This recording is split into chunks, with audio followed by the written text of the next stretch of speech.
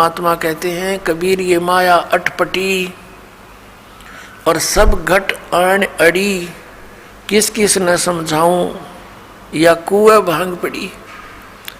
आप इस सत्संग को छोड़कर अन्य सत्संग भी सुनते हो, उन सत्संगियों के व्यवहार भी देखते हो।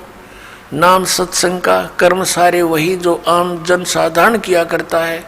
इसलिए समाज में कुरीतियाँ ना घट करके बढ़ती ही चली गई। ऐसे ही ये भ्रष्टाचार भी बढ़ता ही चला गया, दुराचार भी चरम सीमा पर पहुंच गया, अत्याचार, लूट खसोट, रिश्वतखोरी।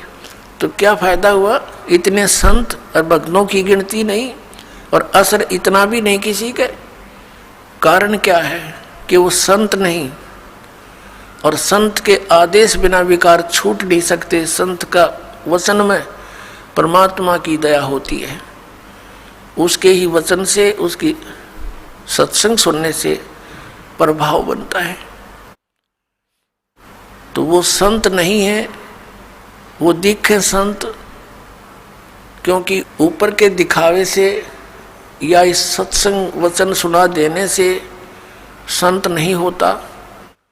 संत के बहुत ही ज़्यादा गहरे जो लक्षण होते हैं वो जन साधारण की पहुंच से दूर होते हैं। एक तो संत का ज्ञान से पहचान होता है, संत की और असंत की उसके वचनों से, उसके सत्संगों से पहचान होती है। और सदग्रंथों में तो और भी बहुत सी पहचान बताई हैं कि उल्टे लटके हुए संसार रूपी वृक्ष को जो भिन्न भिन्न बता देगा, स वेदवित वो तत्वदर्शी संत है। गीता जी अध्याय नंबर 15 के श्लोक नंबर 1 में यही ज्ञान दिया है। और संत की और असंत की पहचान उसके ऊपर के दिखावे से नहीं होती, ऊपर के आडंबर से नहीं होती, उसके ज्ञान से होती है। और फिर समाधान के मंत्र से होती है।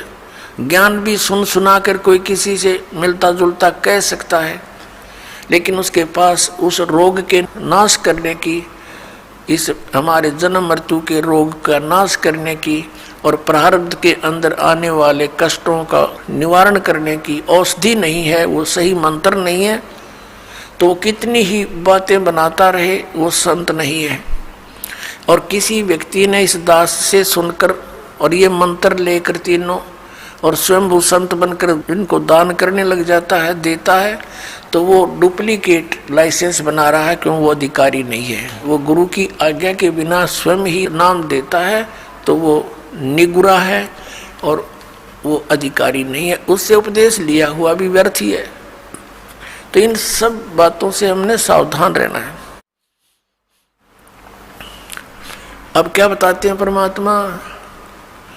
कंठी माला सुमरणी पैरे से क्या हो, ऊपर डूंडा साध का अंतर रख्या खो। ऊपर तो साध का डूंडा पीट रखा, जैसे कंठी माला तिलक दाढ़ी दूढ़ी बढ़ा रखी, लाल कपड़े डाल रखे, ऐसा दिखे जैसे बड़ा महापुरुष होगा, और अंदर भक्ति ना ज्ञान एक आने का। कहते ऊपर डूंडा साध का, ऊपर लोग दिखावा तिसा दिखे, भाई कति आदमी ने सोचा भगवान से मिल रहा होगा, और अंदर खख नहीं उसके।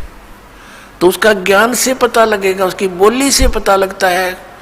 जैसे धर्मदास जी को जब ज्ञान हुआ, आदरणीय धर्मदास साहिब जी को, और परमात्मा उनसे बिछुड़ गए थे, उसके वियोग में संतों से मिलते थे और उन संतों से प्रश्न करते थे वो कि ब्रह्मा विष्णु महेश के माता पिता कौन हैं। गीता जी अध्याय नंबर 18 के श्लोक नंबर 62 में जो गीता ज्ञानदाता किसी अन्य भगवान की शरण में जाने को कहता है, वो भगवान, वो परमात्मा कौन है, तो वो उसका जवाब नहीं दे पाते थे। वो वही बोली बोलते थे जो पहले बोला करते थे, ये तो अजरो अमर है, सर्वेश्वर है, महेश्वर है। तो उठकर चल पड़ता था कि ये संत नहीं असंत है। तो संत और असंत की बोली से पता लगे। कबीर परमेश्वर जी कहते हैं, खरना होए केहरी कबहू सिंह की खाल उठाए। यदि गधे को सिंह की यानी शेर की खाल पहना दी ऊपर का कवर उसका, वो उस मात्र से सिंह नहीं बन जाता, शेर नहीं बन जाता, दिखता शेर है बिल्कुल।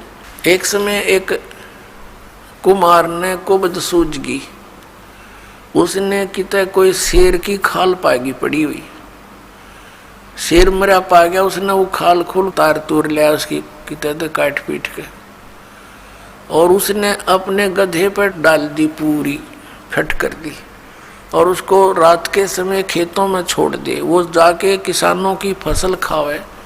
रखवाले देखे चांद की चांदनी में निकट जावे, क्या बढ़ गया क्या आ गया, देखे वहाँ पर शेर खड़ा फसल खा रहा, शेर सिंह, तो वो भाग ले बुरी तरह, गाँव में आकर रुक गए, मर गए, शेर आ रहा शेर आ गया। अब रखवालों ने उधर जाना भी छोड़ दिया कि रात में शेर आवर फसल खावे, काफ़ी चर्चा का विषय बन गया। एक दूसरे कुमार को पता चला कि भाई शेर फसल तो खा नहीं सकता, देखते हैं कोई गधे पर खाल ना डाल रखी हो किसी ने। उसने सोचा कि भी चल पहचान करते हैं, गांव वालों से कहा भी चलो आज शेर पकड़ते हैं। वो कहने लगे नहीं भाई नहीं, उधर नहीं जाना। वो कहने लगा भी चलो तुम मेरे साथ चलो, वृक्षों पर बैठ जाना ऊंचे चढ़कर। वो 2-4 गधे ले गया अपने, और जहाँ वो शेर आता था उसी के आसपास वो गधे छोड़ दिए, और वो बैठ के ऊपर वृक्षों पर।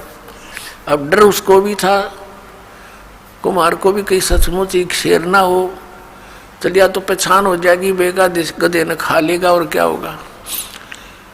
तो थोड़ी देर के बाद उन गधों ने अपनी बोली बोली, हू करने लगे।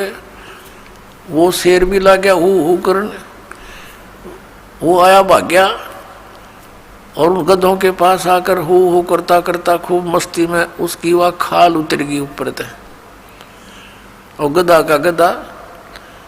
तब रखवाले उतरे, अरे सचमुच तो गधा है, उसको मार को धमका निकम्मे तने यो के जुल्म कर दिया।